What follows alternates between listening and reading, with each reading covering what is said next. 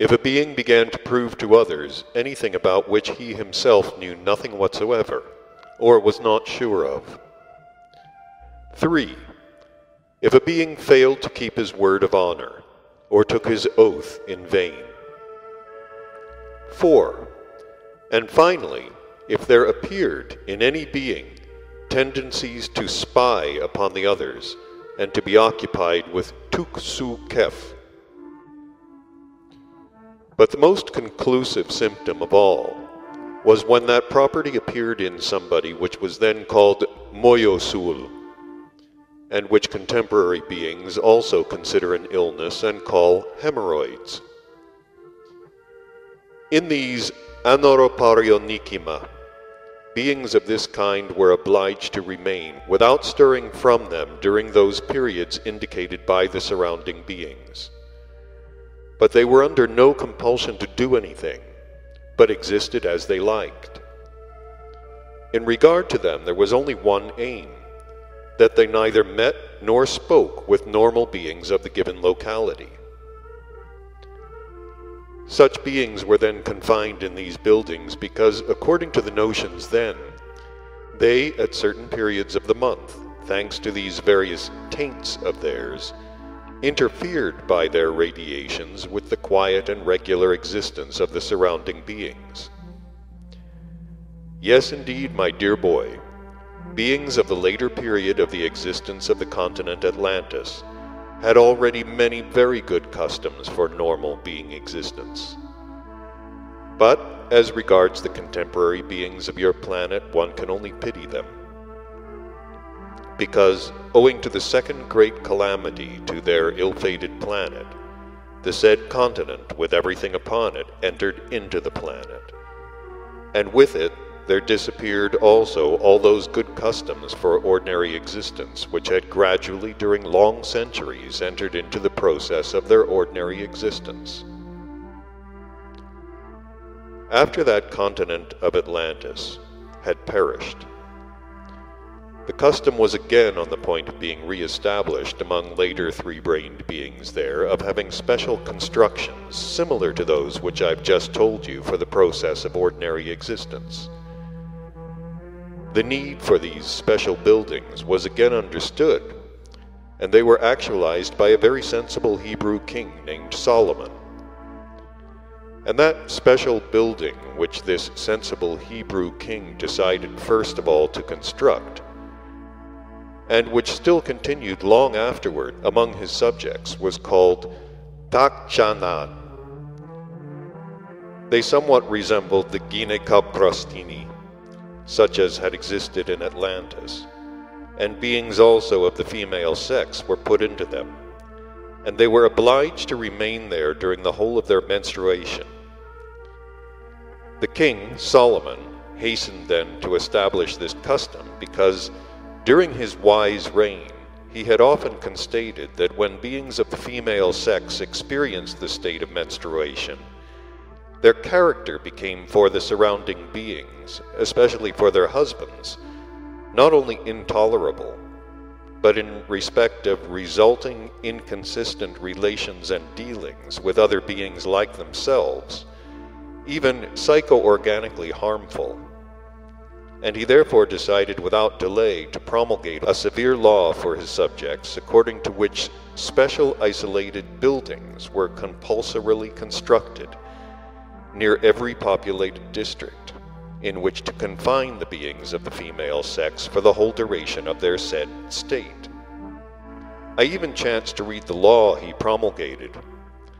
In this law it was said, among other things, that women during their menstruation are, in the consecrated sense, unclean, and that during these periods for others, and especially for their husbands, not only to touch them, but to speak with them is the highest sacrilege and a crime. An unclean force or evil spirit will enter into those husbands or into men in general who touch or even speak with them during this period.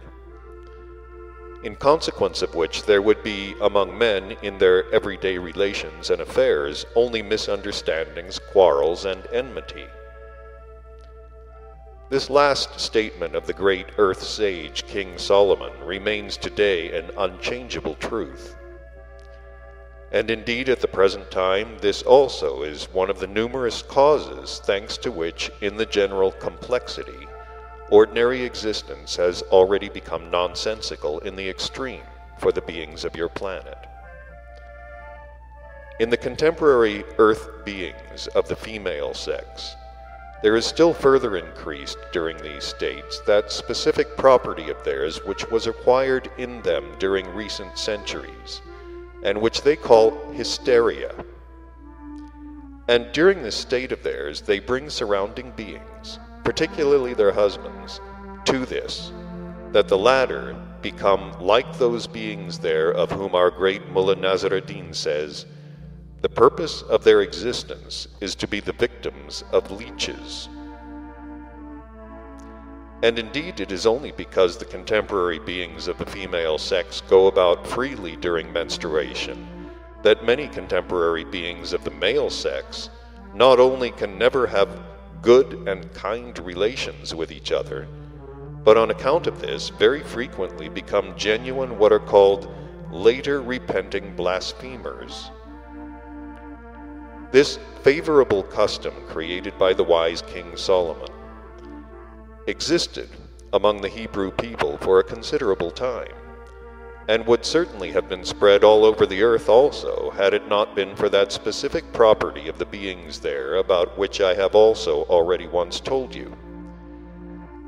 Namely, when this Hebrew people, as usually happens there, had fallen from their greatness and were despised and persecuted by the beings of other communities, who, on account of the impulses of jealousy and envy of all those higher than themselves, hated her in the days of her greatness and power, which impulses had already become inherent in the three-brained beings of your planet, then these beings of other communities, of course, also despised all the indeed good customs which they had already had.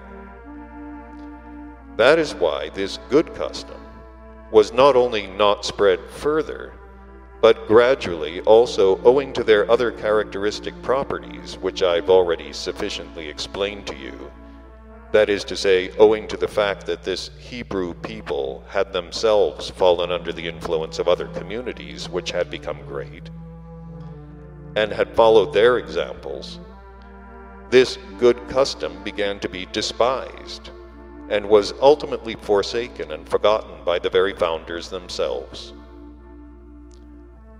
At the present time, this custom exists there, only among a very small community to be found in the mountains of the Caucasus and bearing the name Kevsuri.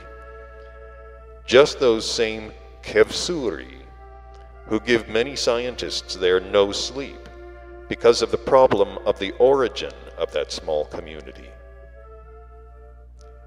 As regards your favorites also destroying the good customs for ordinary existence already existing on their planet and attained by their ancestors, we must, like it or not, again express our condolence with poor nature there, who must always be adapting and readapting herself. And concerning a misfortune of this kind, for their nature, our very dear teacher, the peerless Mullah Nasr ad-Din, has also some very wise sentences. Namely, in similar misfortunes, he sometimes says, if you're unlucky in life, you may even be infected by your grandmother with venereal disease. Or sometimes he also says,